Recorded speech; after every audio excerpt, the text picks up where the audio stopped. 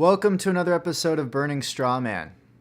Today I'm going to be talking about political correctness and how it is killing America slowly and undermining America's best interests. And people who are aware of our weakness in this area are taking advantage of this. Let's talk about immigration, for example. It's a hot button issue today. There are many foreigners who come here illegally, and they do so successfully. They tell their friends, they tell their family that they can also come here illegally. People are aware of sanctuary cities where they can get away as normal citizens. This is a big problem. People do not take our immigration system seriously. That's why so many people are coming here illegally. Now, if somebody invades our borders, if somebody comes here without our permission, shouldn't we have a right to enact a strong policy to stop them? If we were to shoot anybody who came here illegally, word would quickly spread that, hey, it's not in my best interest to come here illegally, because I'm going to die doing so. And as a result of that, we wouldn't have to be spending countless taxpayer dollars, countless resources, fighting a losing battle against immigration.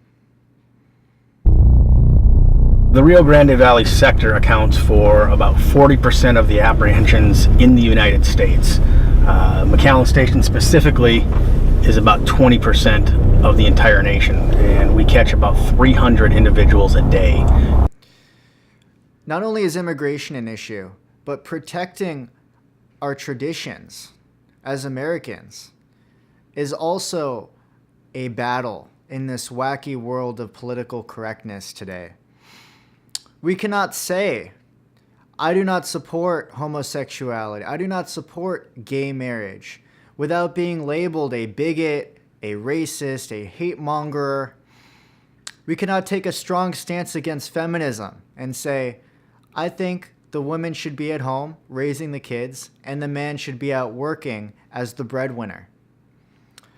I cannot say, I refuse to use certain special pronouns for people of the LGBTQ community.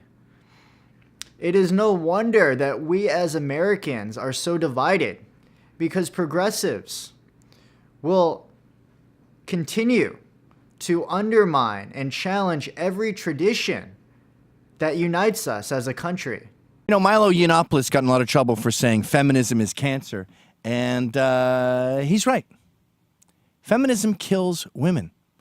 The myth that women are the same as men puts women in danger. You see this in the military. The whole concept that women should be Marines, they should get out there, they should fight. You're putting them in harm's way. Same with the police. When you make women police, I understand they're good for domestics. When they talk, they can talk a guy down better than a man can. But I don't understand why there are so many female police officers. They're not strong. They're like super fat police officers. Doesn't make any sense to me. And I'm not just saying this. I've talked to a lot of cops about this, and most of the male cops off the record, which is the only way you can talk to cops these days, go, yeah, I don't really get it either. They're really just human walkie-talkies who can go, help! Our judicial system is also very flawed, mostly because of political correctness. Rather than enacting proper punishments in the name of so-called civility, these criminals are instead coddled, where they get filtered through our prison systems and become even better criminals. They grow their networks, they develop more skills, become more hardened and more cruel. We look at the appeals process also, and somebody who is sitting on death row can be there for decades before capital punishment is enacted, all at the expense of the taxpayer. Law enforcement officers out in the field are scared to do their jobs in many instances for fear of public backlash, being labeled racist, losing their jobs and being sued if, for example, a white officer were to apprehend a black civilian committing a crime. Now, this is one instance in which America can take note from some Muslim countries who are not afraid at public lashings, amputations, and capital punishment in order to make it clear to the society at large that certain crimes will not be tolerated, and if they are committed, the response will be immediate and strong. Now let's turn our attention to meritocracy. This country is founded on capitalism and the idea that hard work and skill will get you ahead. However, even meritocracy in this country is under attack by political correctness. Any sort of barrier to entry to a job, it might be considered discriminatory. Even, for example, a test might be considered an act of discrimination against a certain race or ethnicity.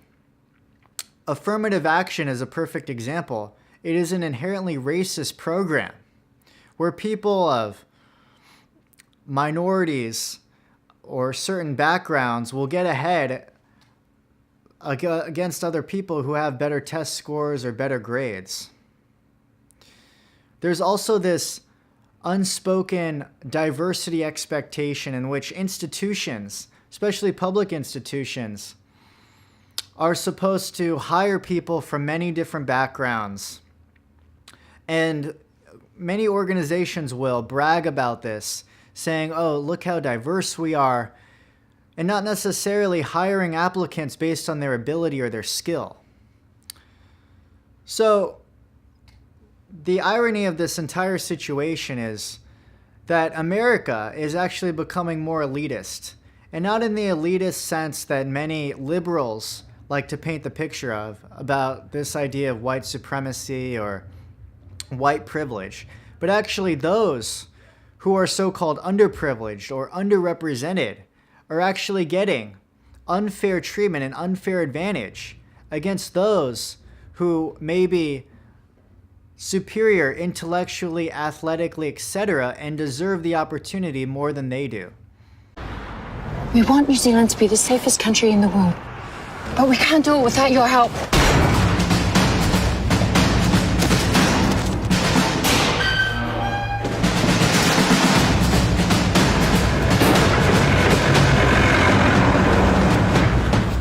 New Zealand police are looking for new recruits who can make a real difference.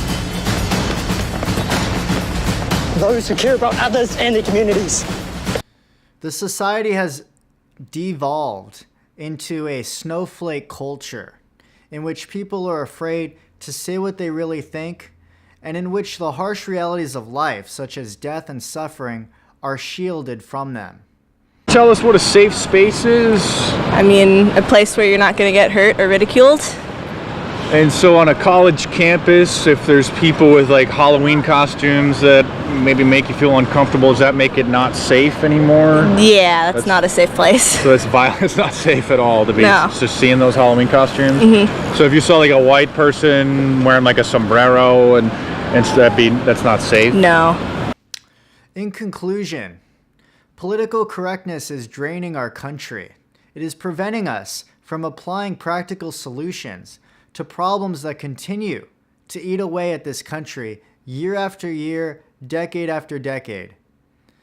We are at a watershed moment in which those who do not have America's best interests at heart are using these Trojan horse arguments, such as political correctness, civility, in order to pass their own agendas and weaken this country. Sometimes it is necessary to be harsh. Sometimes it is necessary to be strong in one's use of force in order to protect the greater good of society.